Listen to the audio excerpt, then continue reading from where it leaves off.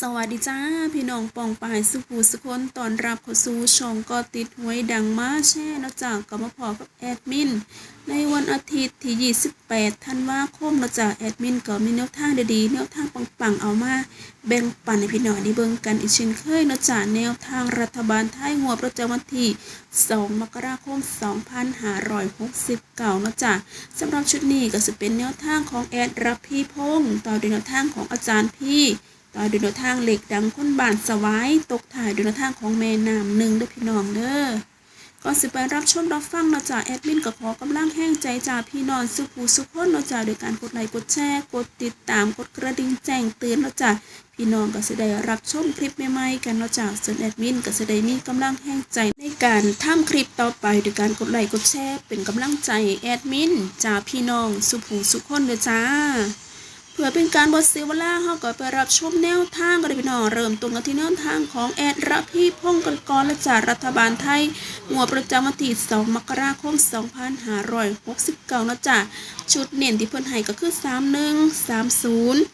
731 730งวดนี้ให้รูดไปที่หลัก3เด้อพี่น้องเด้อซื้อยังก็ได้ให้มี3ซึ่งก็ได้แก่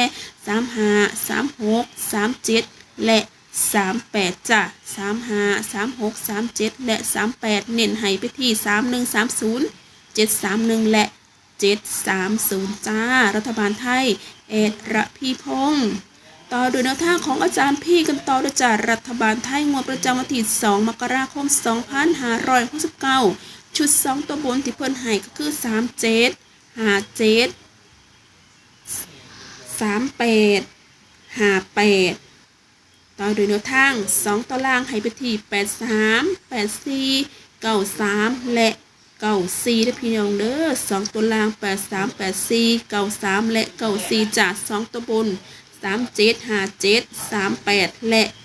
58จ้ารัฐบาลไทยอาจารย์พี่ต่อโดยแนวทางของคนดัง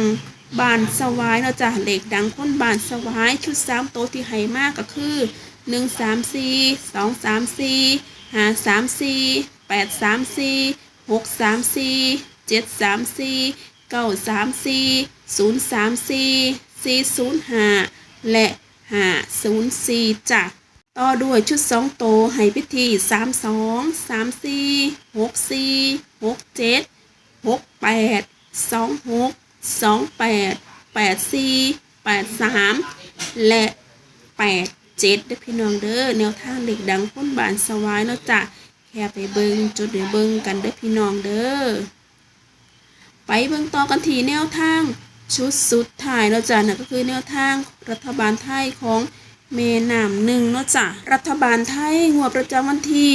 2มกราคม2569เนาะจ้ะแม่น้ำหนึ่งเพิ่นก็ได้ให้06 08 68 30 36และ38ได้พี่น้องเด้อ06 08 68 30 36และ38ด้วยจ้ารัฐบาลไทยของแม่น้ำหนึ่งจ้ะแอดมินรวบรวมข้อมูลมาให้เบิ่งแล้วก็เก็บไว้พิจารณากันเด้อพี่น้องเด้อเพราะว่าจะเป็นแนวทางของแอดรับพี่พงษ์แนวทางของอาจารย์พี่แนวทางเหล็กดังคนบานสวายเนาะจ้ะแค่ไปเบิ่งจะได้เบิ่งเอาไว้เทียบตัวเด็กในการเลือกซื้อลอตเตอรี่กันเด้อพี่น้องเด้อท้ายนี้แอดมินก็ขอให้พี่น้องสุภูสุขคนโปรดใส่วิจารณญาณในการรับชมแล้วก็รับรู้ข้อมูลอย่างมีสติและจะเป็นเพียงแนวทางในการเสี่ยงโชคด้วยพี่น้องเด้อแล้วก็สนับสนุนการซื้อสลากกินแบ่งรัฐบาลเท่านั้นเด้อจ้ะ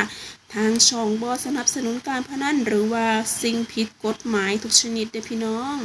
และแอดมินก็ต้องขอบคุณแนวทางทุกอาจารย์ทุกสำนักนำเด้อจ้าการลงทุนมีความเสี่ยงสูงพี่น้องก็ต้องพิจารณากันให้ดีๆเด้อจ้าสื่อตามกำลังทรัพย์สื่อตามผืนดวงของเจ้าของเด้อพี่น้องเด้อจังจะถึกแอดมินก็ขอให้พี่น้องสุภูสุขคนโชคดีแห่งๆปังๆมันๆตอนรับปีใหม่กันทุกคนเด้อจ้างวดประจำวันที่2มกราคม2569สำหรับคลิปนี้แอดมินก็ขอโตลาพี่น้องไปซ้ำนี้ก่อนเด้อจ้าเราจังกลับมาพอกันใหม่ในคลิปหน้าสวัสดีจ้าแห่งๆปังๆเด้อพี่น้องเด้อ